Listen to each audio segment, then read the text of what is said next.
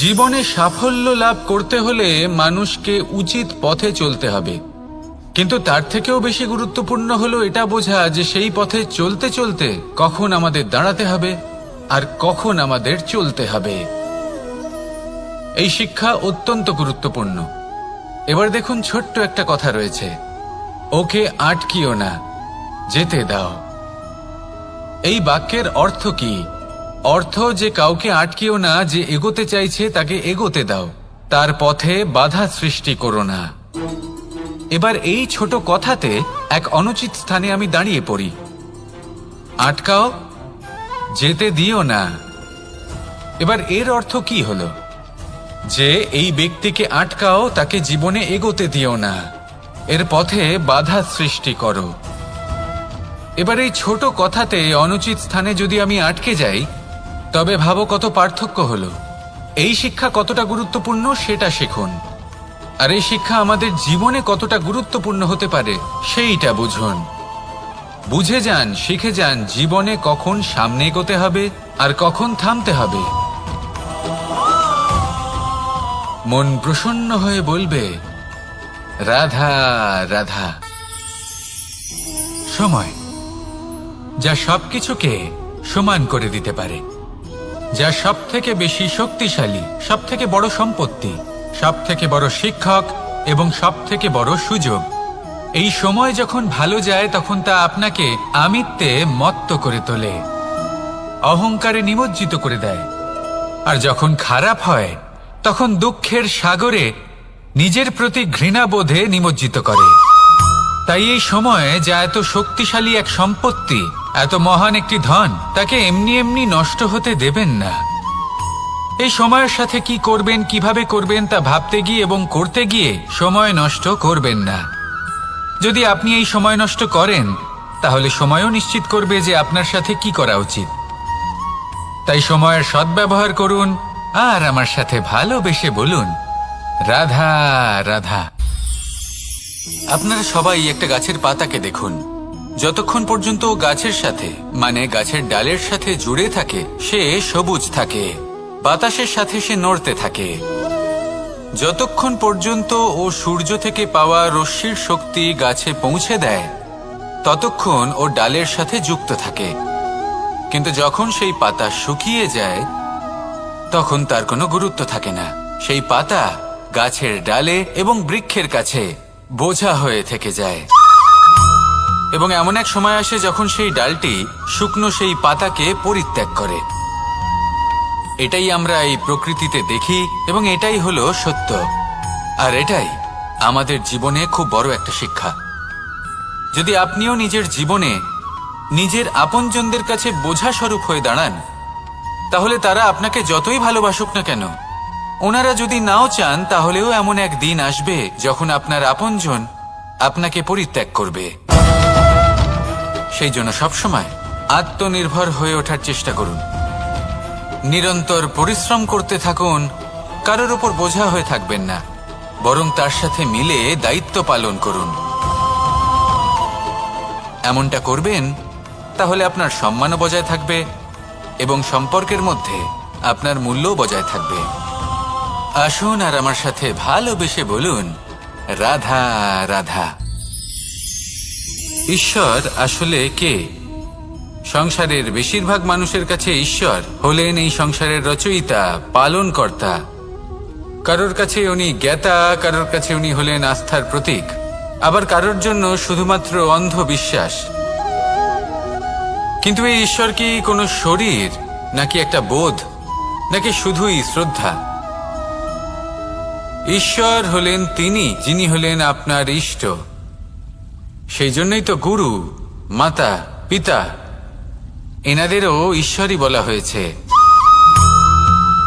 যাদেরকে আমরা ঈশ্বর বলে মনে করি, যারা আমাদের ইষ্ট, তারা আমাদের একটি পথ দেখান, একটি দিকে চালিত করেন। সেই পথে চলে আপনি শুভ কর্ম করতে পারেন। আর যখন কোনো ব্যক্তি তার ঈশ্বরের আদেশ পালন করেন, তখন সে নিজে থেকেই শুভ পথে অগ্রসর হয়ে যান। বেশ কয়েকজন মানুষ ঈশ্বরের ওপর আস্থা রাখেন এবং ভাবেন যে অনুচিত কোনো কাজ করা উচিত নয়, ঈশ্বর দেখছেন। ওনারা ভয় পান যে কোনো অনুচিত কর্ম করলে কে জানে তার পরিণাম কি হবে। এমন অনেক ব্যক্তি রয়েছেন যারা ঈশ্বরকে বিশ্বাস করেন এবং জানেন যে ঈশ্বর তাদেরকে দেখছেন, তাই যে যে শুভ কর্ম ওনারা করেছেন তার ফল তারা অবশ্যই পাবেন। এবার আপনি ভয় পেয়ে ঈশ্বরকে বিশ্বাস করবেন নাকি বিশ্বাসের দ্বারা ঈশ্বরকে বিশ্বাস করবেন, সেই সিদ্ধান্ত আপনারই। কিন্তু হ্যাঁ, যদি আপনার মনে ঈশ্বরের জন্য কোনো স্থান থাকে, যদি আপনার কোনো ইষ্ট থাকেন, যদি আপনি কাউকে ঈশ্বর মনে করেন যার প্রত্যেক আদেশ আপনি পালন করে থাকেন, তাহলে বলি ঈশ্বর কখনো আপনাকে অনুচিত পথে চালিত করবেন না। আসুন আমার সাথে ভালোবেসে বলুন, রাধা রাধা। কথায় আছে যে স্বপ্ন এবং লক্ষ্য হলো একটি মুদ্রারই দুটি দিক। যতক্ষণ না স্বপ্ন দেখছেন ততক্ষণ বুঝবেন কি করে আপনার লক্ষ্য কি। স্বপ্ন দেখে যদি নিজের লক্ষ্য বুঝতে পারেন, সেটা পেতে চান, তবেই সেটা লাভ করতে পারবেন।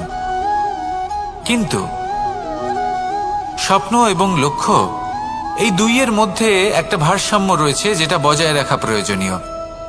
একে আমরা বলে থাকি পরিশ্রম। দেখুন, যদি আপনি স্বপ্ন দেখতে চান তাহলে পরিশ্রম ত্যাগ করে নিদ্রা লাভ প্রয়োজন। কিন্তু যদি আপনি লক্ষ্য লাভ করতে চান তাহলে আপনাকে নিদ্রা ত্যাগ করে পরিশ্রম করতে হবে। তাই আলস্য ত্যাগ করুন এবং সিদ্ধান্ত নিন যে আপনি কি চান। আপনার জীবনের এই তুলাদণ্ডে স্বপ্নের পাল্লা ভারী হওয়া প্রয়োজন নাকি লক্ষ্যের? আমার মতে এই দুইয়ের মধ্যে যদি ভারসাম্য বজায় রাখেন তবে পথ নিজে থেকেই সামনে আসবে। শুধু সেই পথে অগ্রসর হতে থাকুন এবং আমার সাথে ভালোবেসে বলুন, রাধা রাধা।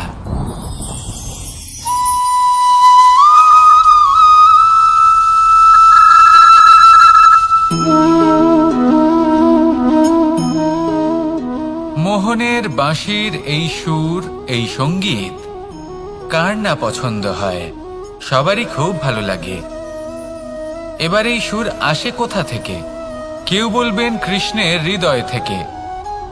সত্য কথা, এই সুর হৃদয় থেকে নির্গত হয় এবং প্রকট হয় এই বাঁশি থেকে।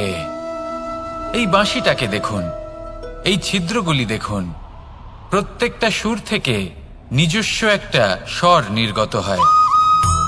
এবার যে ব্যক্তি এই সমস্ত সুর এবং স্বর বুঝতে পারেন, এতে নিপুণ, তিনি এই বাঁশির দ্বারা যে সুর নির্গত করবেন তা তো মধুর অবশ্যই হবে।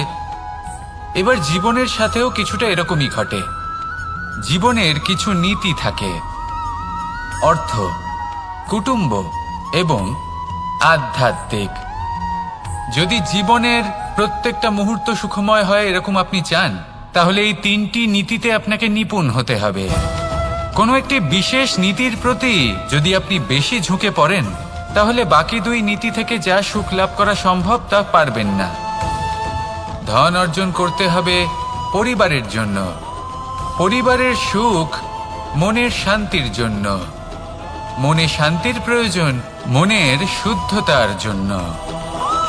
যখন এই মন শুদ্ধ হবে, জীবন শুদ্ধ হবে, পবিত্র হবে, সুন্দর হবে এবং ভালোবেসে বলবে, রাধা রাধা। আমি রথে যাত্রা করি, তাতে বারবার পথে থামি আর দেখি যে আমি অনুচিত দিকে যাচ্ছি না তো, আমি উচিত পথেই যাচ্ছি তো। কারণটা কি? কারণ হলো যাতে আমি পথভ্রষ্ট না হয়ে যাই। জীবনযাত্রাতেও এটাই প্রয়োজন। জীবনযাত্রায় ভোগবিলাসের পথে হারিয়ে যাওয়া খুব সহজ। বারবার থেমে আপনাকে দেখতে হবে, নিজেকে কিছু প্রশ্ন করতে হবে। আমি কি আজ সেই কর্মই করছি যেটা আমি করতে চেয়েছিলাম? আমি কি আজ সেই জীবন যাপন করছি যেমন আমি যাপন করতে চেয়েছিলাম? যদি এই প্রশ্নগুলোর উত্তর হ্যাঁ হয় তাহলে এগোতে থাকুন, নয়তো থেমে যান এবং বিচরণ করুন। মনে রাখবেন, এই সংসার অত্যন্ত জটিল আর এতে হারিয়ে যাওয়া অত্যন্ত সরল। সেই জন্য নিজে থেকে বারবার থামা এবং জীবন চিন্তন করা অত্যন্ত আবশ্যক। তাহলে সেটাই করুন আর আমার সাথে ভালোবেসে বলুন, রাধা রাধা। এই সংসারে যখনই দুজন মানুষ একত্রিত হয়ে কোনো সমস্যার বিষয়ে আলোচনা করেন, তখন হয় সবার শেষে কোনো না কোনো সমাধান বের করেন বা কোনো না কোনো বিবাদ করেন।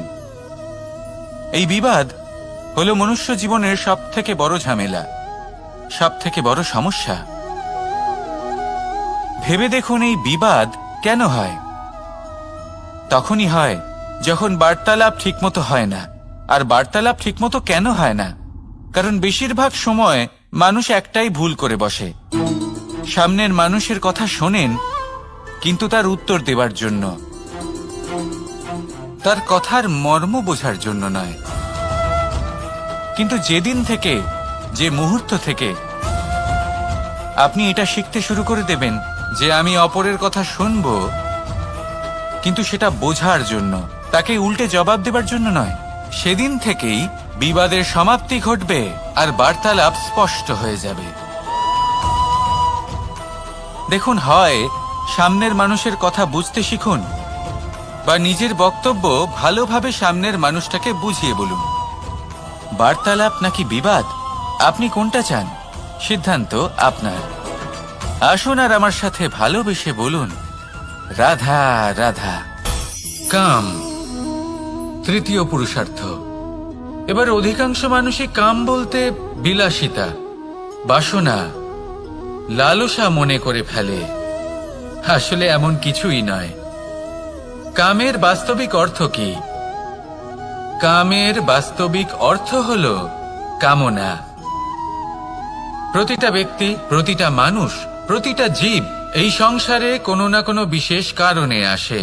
সেই কারণকে পূর্ণ করার জন্য কর্ম করাকে কাম বলে। এখন সেটা সবার জন্য ভিন্ন হতে পারে। কারোর কাছে সেটা জ্ঞান অর্জন করা হতে পারে, আবার কারোর কাছে নির্মাণ করা হতে পারে। কারোর জন্য পরিবারকে সঞ্চালন করা হতে পারে, আবার কারোর জন্য এই সংসার থেকে পাপ দূর করা হতে পারে। কিন্তু সব থেকে গুরুত্বপূর্ণ হলো যে মানুষ যেন নিজের কর্ম ঠিক করে করে, সম্পূর্ণ যত্ন নিয়ে করে। তৃতীয় পুরুষার্থ মানে এই কাম। এটার অনুচিত অর্থ নিজেকে বোঝানো মানেই সমগ্র জীবনকে অর্থহীন করে দেওয়া।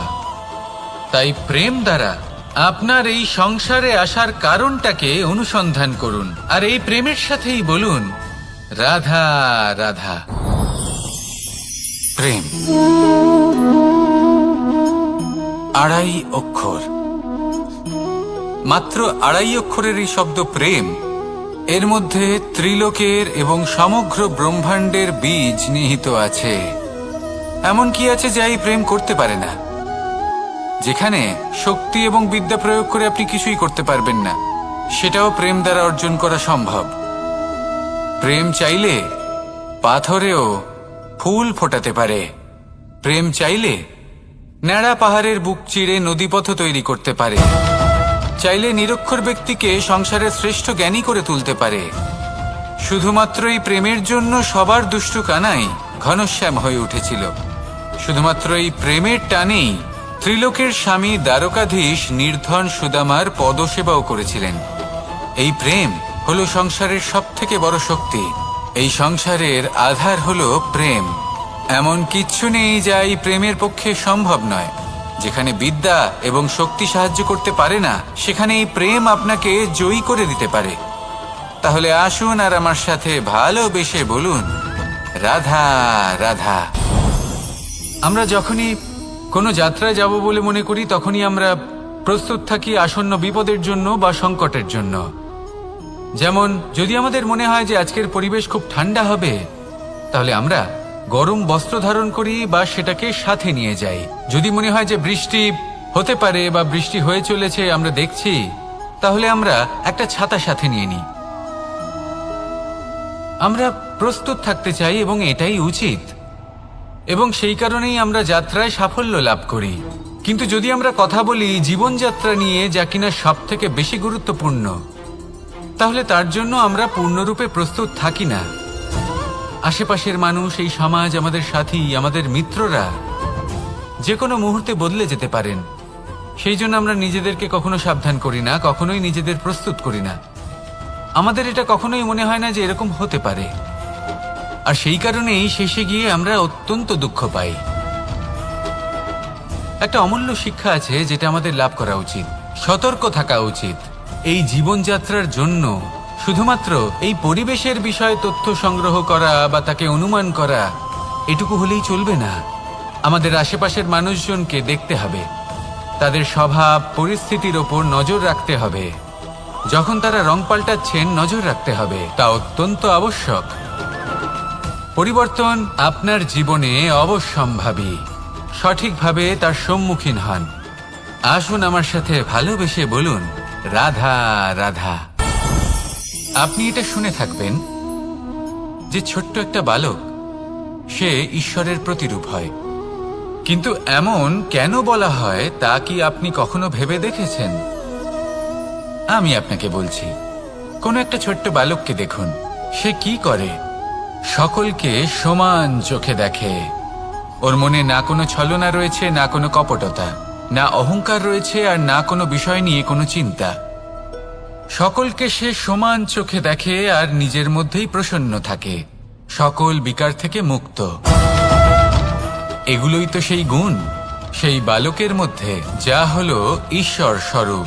এবার ভেবে দেখুন, যদি প্রত্যেকটা মানুষ এই ছোট বালকের মতো সেই সব গুণ নিজের মধ্যে জাগ্রত করে তোলে, তাহলে কি হবে? তারাও ঈশ্বর তুল্য হয়ে উঠবে। তাই আপনিও এটাই করুন, নিজের মনকে বিকার মুক্ত করুন সেই ছোট্ট বালকের মতো। মনের মধ্যে না কোনো চিন্তা রাখবেন, না মোহ, না ক্রোধ, না কোনো রকমের ছলনা বা কপটতা। সবাইকে সমান চোখে দেখুন আর নিজের মনেই প্রসন্ন থাকতে শিখুন। এই মন প্রেমময় হয়ে বলবে, রাধা রাধা। এই পুস্তক বড়ই কাজের জিনিস। কাহিনী হোক, কবিতা হোক, স্মৃতি হোক, এতে যাই লিখে দেবেন তা ভবিষ্যতের পুঁজি হয়ে যাবে। কিন্তু যদি কখনো এমন হয় যে এই পুস্তক ময়লা হয়ে যায়, বা যদি কোনো পাতায় আপনি ভুল করে কালি ফেলে দেন, বা কোনো বাক্য লিখতে গিয়ে আপনি ভুল করে ফেলেন, তাহলে আপনি কি করেন? সেই পুস্তক কি আপনি তুলে ফেলে দেন? না, তাই তো। শুধু একটা পাতা ছিঁড়ে ফেলেন যাতে সেই পুস্তক সঠিক থাকে, সুন্দর হয়ে ওঠে। এই পুস্তকের মতোই হয় আমাদের সম্পর্ক। তার সেই এক পাতা, একটা ভুল। তাই যে কোনো সম্পর্কে যদি কারোর কোনো ভুল হয়ে গিয়ে থাকে, তাহলে সেই ভুলকে সম্পর্ক থেকে দূরে করা সঠিক হবে। সেই ভুলকে ভুলে যাওয়াই সঠিক হবে। সেই সম্পর্ক ভাঙা নয়, সেই সম্পর্ক সামলে রাখুন। কারণ ভুল তো সবার দ্বারা হয়। যদি এরকম করেন, তবেই জীবনরূপী পুস্তক আরো সুন্দর হয়ে উঠবে। একে অপরকে ক্ষমা করতে শিখুন। একে অপরের ভুলকে ভুলে যেতে শিখুন। তারপর দেখবেন এই জীবনে আরো আনন্দ আসবে, আর এই সম্পর্ক নিঃশ্বাস নিতে থাকবে। রাধা রাধা।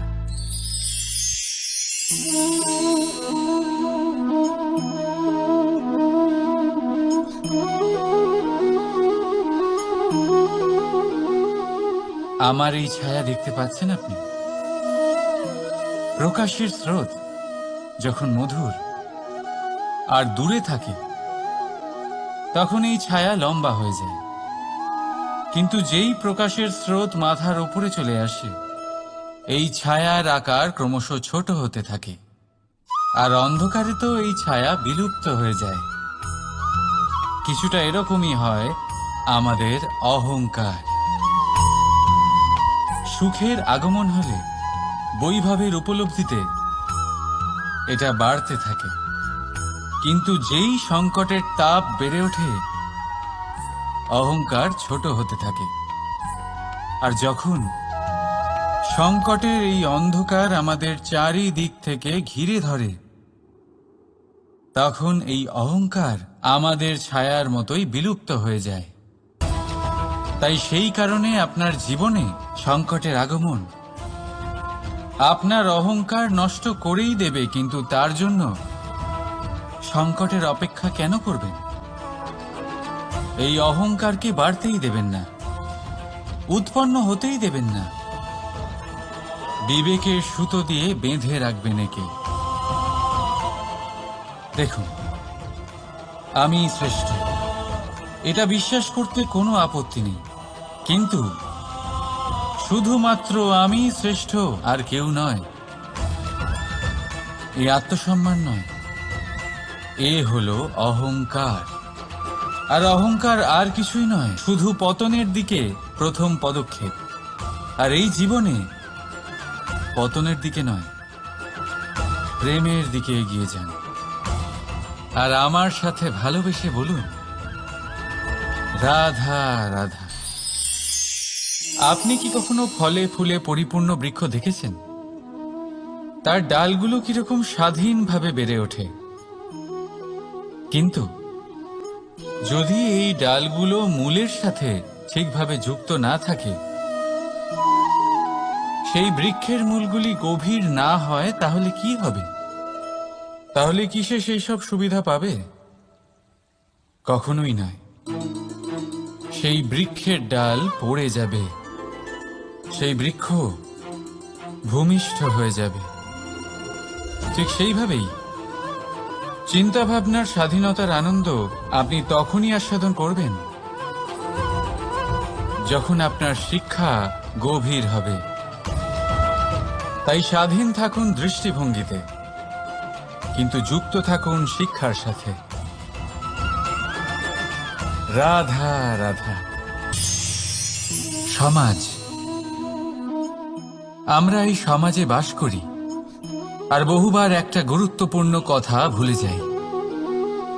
এই সমাজ আমরা সকলে মিলে তৈরি করি। সমস্ত সময় কাটিয়ে দিই এইটা ভাবতে ভাবতে যে এই সমাজ কি ভাববে,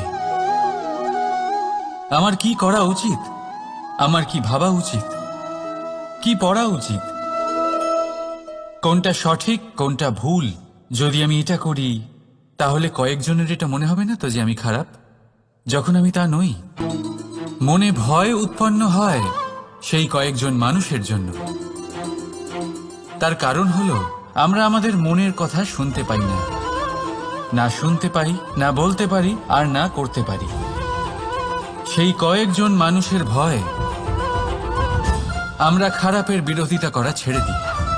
কিন্তু কখনো নিজেকে জিজ্ঞেস করুন, শেষ পর্যন্ত কারা এই কয়েকজন মানুষ? এই সংসারে প্রতিটি মানুষেরই নিজের আলাদা আলাদা ব্যক্তিত্ব আছে, আলাদা দৃষ্টিভঙ্গি আছে। তাই যদি আপনি এটা ভাবেন যে আপনি সবাইকে খুশি করতে পারবেন, তাহলে আপনি ভীষণ বড় ভুল করছেন। জীবনে কর্ম তাই করুন যাতে আপনার অন্তরাত্মা সন্তুষ্ট হয়। আর অন্তরাত্মা সন্তুষ্ট তখনই হবে যখন আপনার কর্ম শুভ হবে। তাই নিজের মনের কথা শুনে এই সংসারে শুভ কর্ম করতে থাকুন, তবেই এই সংসারের কর্মে আপনি সার্থক হবেন। রাধা রাধা। এই পাতাকে দেখুন, কত কোমল, কত শীর্ণ। যদি এর উপরে একটুও জোর খাটান, বেঁকে যাবে। পাতা তো এরকমই হয়, একটু জোর খাটালেই তা বেঁকে যায় এদের নমনীয়তার জন্য। কিন্তু ওদের এই নমনীয়তার জন্য ঝড়ে বিপর্যয়ে ওরা ভেঙে পড়ার থেকে বেঁচে যায়। যদি এদের বদলে কোনো দৃঢ় বৃক্ষ হয়, তখন হাওয়ার তীব্র গতি সে সহ্য করতে পারে না, তার সম্মুখীন হতে পারে না, ভেঙে পড়ে যায় সে। ঠিক সেই রকমই হয় আমাদের সম্পর্ক।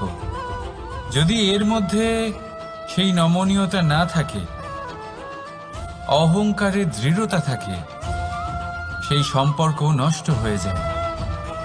তাই আনুন এই নমনীয়তা আপনার সম্পর্কে, যাতে কাল যদি কোনো সমস্যা এসে দাঁড়ায়, এই সম্পর্ক যেন না ভেঙে যায়। একবার ওই আকাশের দিকে তাকান, সূর্য চন্দ্রকে দেখে নত হয়ে যায়, আর আমরা তো সাধারণ মানুষ, তাই সম্পর্ক নিচু করবেন না, সম্পর্কের সামনে নত হতে শিখুন। রাধা রাধা। প্রেম, আমরা সকলে প্রেম করি, প্রেম পাওয়ার চেষ্টা করতে থাকি। আর এমনও অনেক মানুষ আছেন যারা প্রেম অর্জন করেও ফেলেন, কিন্তু সেখান থেকে শুরু হয় এক নতুন অধ্যায়ের। আচমকা দুই প্রেমীর কিছু অনুচিত বলে মনে হতে থাকে। আচমকা দুজনে নিজেদের অস্তিত্ব নিয়ে বিচলিত হতে থাকেন। এবার এমন হলে কি করা যেতে পারে? দেখুন, এই হলো হলুদ,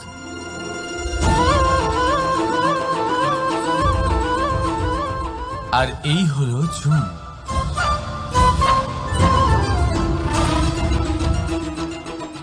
এবার এটাকে দেখুন, যখন চুন আর হলুদকে একসাথে মিলিয়ে দেওয়া হলো, তখন ওরা নিজেদের রং ত্যাগ করে দিয়ে একটা নতুন রং তৈরি করল। প্রেমের রঙও কিছুটা এইভাবে অর্জন করা হয়। এখানে কোনো আমি থাকে না, শুধু আমরা হয়, শুধু একাত্ম হয়। সেই জন্য ত্যাগ করুন নিজের অস্তিত্বকে, আর মনের উত্তেজনাকে আলিঙ্গন করুন। তারপর দেখুন আপনার এই প্রেম আপনাকে কোথায় কোথায় নিয়ে যায়। রাধা রাধা। এই সংসারে অসংখ্য মানুষ অর্থ আর সামর্থ্য দিয়ে মূল্যায়ন করেন যে কোনো মানুষের, নিজেদেরও আর অন্যদেরও। আর বহুবার অর্থ আর সামর্থ্য অর্জন করতে গিয়ে আমরা সময়, সম্পর্ক আর স্বাস্থ্য পিছনে ফেলে আসি। আমরা তার খেয়াল রাখি না।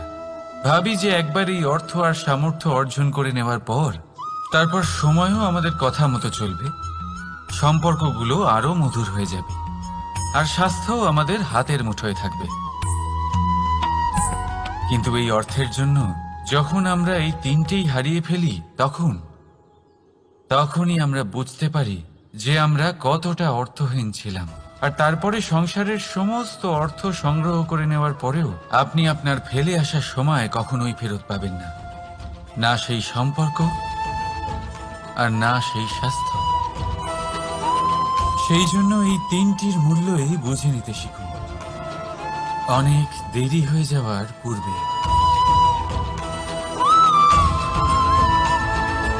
রাধা রাধা। অনেক উচ্চতায় পৌঁছতে গেলে আমাদের কি প্রয়োজন হয়? এর উত্তর বড়ই সহজ, সিঁড়ির। এবার এর মধ্যে একটা গভীর রহস্য লুকিয়ে আছে। আমরা যখন দ্রুত সিঁড়ি দিয়ে উঠি, তখন কাউকে পেছনে ফেলে এলে তখন তাকে দেখে কি আমরা ছোট মনে করি? তাকে কি আমরা নিচু নজরে দেখি? যদি কাউকে ধাক্কা দিয়ে আমাদের এগোতে হয়, তাকে দেখে কি আমরা উপহাস করি? যদি আপনার উত্তর হ্যাঁ হয়, তাহলে এটা আপনার বড় ভুল। আপনার সিঁড়িতে যার সাথেই দেখা হোক, মধুর সম্পর্ক বজায় রাখুন, স্নেহময় ব্যবহার করবেন তার সাথে, বিনম্র থাকবেন। কারণ যে সিঁড়ি দিয়ে আপনি উঠছেন, মনে রাখবেন সেই সিঁড়ি দিয়ে আপনাকে নিচেও নামতে হবে। যদি এই সিঁড়ি না থাকে তাহলে নিজের বিজয় উৎসব অবশ্যই পালন করবেন, কিন্তু যারা পিছনে থেকে যায় তাদের নিয়ে উপহাস কখনো করবেন না। রাধা রাধা। ভাবুন আমি কি করছি। আমি স্নান করতে চেষ্টা করছি। এই সরোবরে আমি আমার প্রতিচ্ছবি দেখতে পাচ্ছি। এবারে আমি যদি মনে মনে একথা ভেবে নিই যে আমার প্রতিচ্ছবির স্নান করা, এর অর্থ হলো আমার শরীরে স্নান করে নেওয়া, সেটা কি সঠিক হবে? এমন কি সত্যি হয়? না, কখনোই না। কারণ আপনার শরীর স্বয়ং আপনার অধীনে। যতক্ষণ না আপনি নিজের শরীরকে ভেজাবেন ততক্ষণ আপনার প্রতিচ্ছবি ভিজবে না। এবারে আপনি ভাবছেন আমি এই অযথা কথাগুলি কেন বলছি, কারণ এই কথাগুলোর সম্পর্ক আছে আমাদের জীবনের অভিজ্ঞতার সাথে। আমাদের জীবনের এই অভিজ্ঞতা অত্যন্ত গুরুত্বপূর্ণ হয়। কিছু মানুষ এমন আছেন যারা সংকটের সম্মুখীন হতে চান না, কঠিন পরিস্থিতির সম্মুখীন হতে চান না, সেইগুলোর থেকে দূরে পালান, আর তার সাথে এটাও আশা করতে থাকেন যে বড় বড় সংকটের সম্মুখীন হওয়ার অভিজ্ঞতা আপনা আপনি হবে, সেই সাহস আপনা আপনি চলে আসবে। কিন্তু এটা কখনোই হয় না। তাই সংকটের সম্মুখীন হন তার থেকে দূরে না পালিয়ে, কারণ এই অভিজ্ঞতা বসে বসে কখনোই হয় না। তার জন্য আপনাকে সেই পথেই চলতে হবে যেখানে সংকট আছে, বাধা আছে, কঠিন পরিস্থিতি আছে, আর সেই পথে নির্ভয় হয়ে চলতে হবে, তার সম্মুখীন হতেই হবে। তারপর দেখবেন সেই পথে আপনার শক্তি, আপনার সাহস আপনার জন্য অপেক্ষা করছে। রাধা রাধা। ফলটা দেখছেন আপনি? এটা সেই ফল যেটা গাছের সবচেয়ে উঁচু ডালে পাওয়া যায়, কিন্তু যখন এটা খসে পড়ে তখন এটা আকাশের দিকে যায় না যা ওপরে আছে, সে যায় সেই ভূমির দিকে যে নিচ থেকে তার দিকে তাকিয়ে থাকে। কেন? কারণ এই ফলের নিজের উচ্চতার ধারণা মাটির থেকে নিজের দূরত্ব দেখে হয়। এই ব্যাপারটাই আমাদের মানুষের জন্যও খাটে। যদি আপনি সম্পন্ন হন তাহলে তাদের সাহায্য অবশ্যই করবেন যাদের সামর্থ্য আপনার থেকে কম, যাদের সাহায্যের অত্যন্ত প্রয়োজন। আপনার সামর্থ্য বেশি কারণ তাদের আপনার থেকে সামর্থ্য কম। দেখুন, জীবনে আনন্দ শুধু বড় হওয়ায় নয়, বরং তাদের সাহায্য করেও আছে যারা কোনো কারণবশত আপনার থেকে নিচে রয়ে গেছেন। আর যখন একটা ফল এই কথাটা বুঝতে পারে তখন আপনি নয় কেন? রাধা রাধা। সময় বড়ই বিচিত্র অনুভব দেয়। যখন অপেক্ষা করছেন তখন অনেক লম্বা হয়ে যায়। প্রতিটা মুহূর্ত একটা গোটা দিনের মতো মনে হয়। ঠিক সেইভাবেই যদি কোথাও যেতে দেরি হয় তখন সময় দৌড়তে থাকে, প্রসন্নতায় বয়ে যায় আর নিরাশায় থমকে যায়। আপনদের সাথে থাকলে সময়ের খেয়ালই থাকে না, শত্রুদের সাথে থাকলে সেই সময়ই খারাপ হয়ে যায়। কিন্তু এটাই কি সত্যি বাস্তব? না, সময় তো সময়ই হয়, নিজের গতিতেই চলে সে। শুধু সেই গতির আভাস আমাদের মানসিক অবস্থা অনুযায়ী বদলে যেতে থাকে। তাই এই সমস্যা সময়ের নয়, আমাদের মানসিকতা। তাই নিজেকে খুশি রাখুন, অন্যদেরও খুশি রাখুন। আগের সমস্ত ঘটনা ভুলে যান আর একটা উজ্জ্বল ভবিষ্যতের দিকে অগ্রসর হন।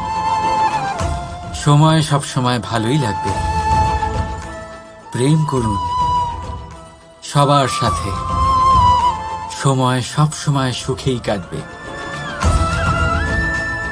রাধা রাধা। অগ্নি জীবনে খুব মহত্বপূর্ণ হয়। এই অগ্নি উজ্জ্বলতা হয়ে আমাদের জীবিত রাখে।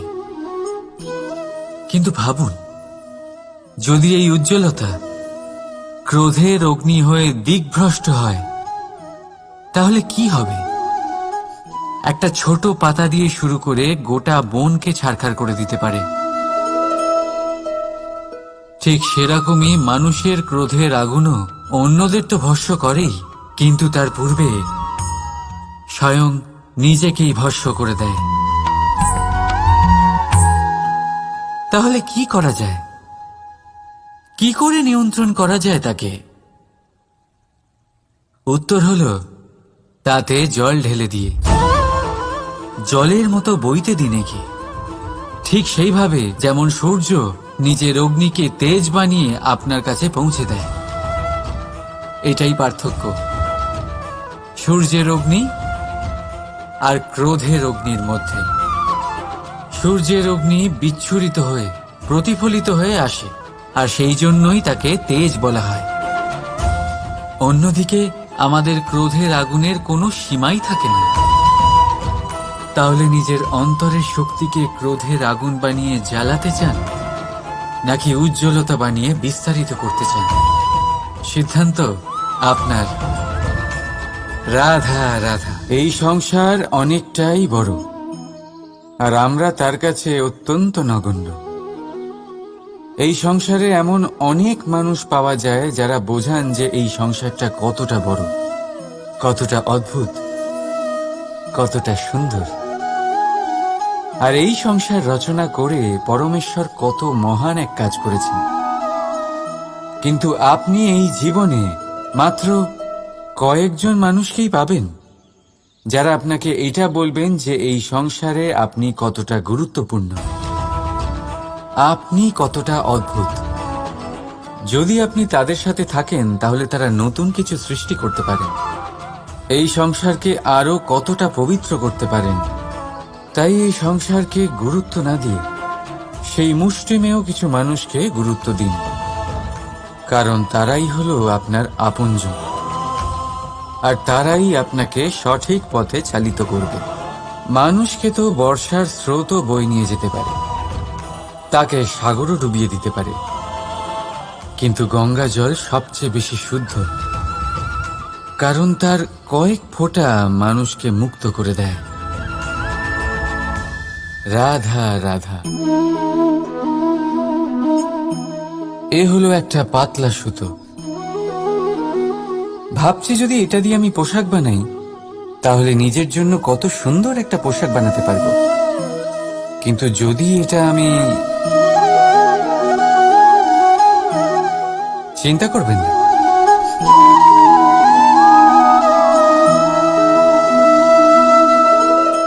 দেখুন এই সুতো জোড়া লেগে গেল। শুধু পার্থক্য হচ্ছে এটাই যে আগের মতো এটা আর সরল নেই, আর এটার দৈর্ঘ্য আগের থেকে কিছুটা কমে গেছে। এই সংসারে প্রেমের সাথেও ঠিক এটাই হতে পারে। প্রেমের এই সুতো যা দুই মানুষকে একসাথে বেঁধে রাখে, অহংকার আর স্বার্থের আঘাত সে সহ্য করতে পারে না, ছিঁড়ে যায়।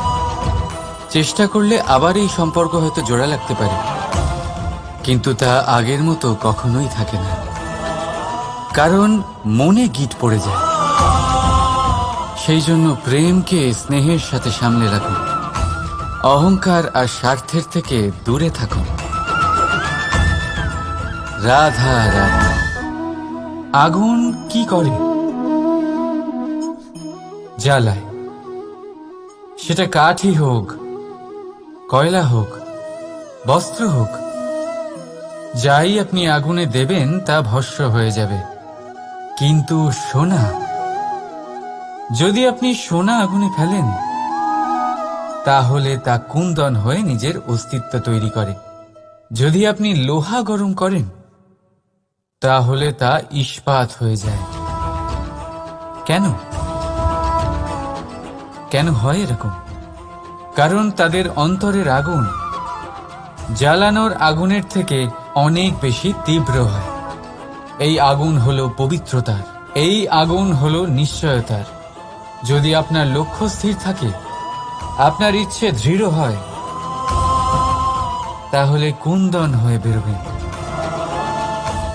ইস্পাত হয়ে বাঁচবেন, অন্তর থেকে শক্তি পাবেন, আর কেউ আপনার সাথে কোনো অনিষ্ট করতে পারবে না। রাধা রাধা। মানুষের জীবন কি?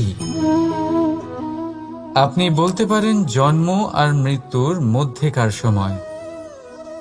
আর মৃত্যু কখন হয়?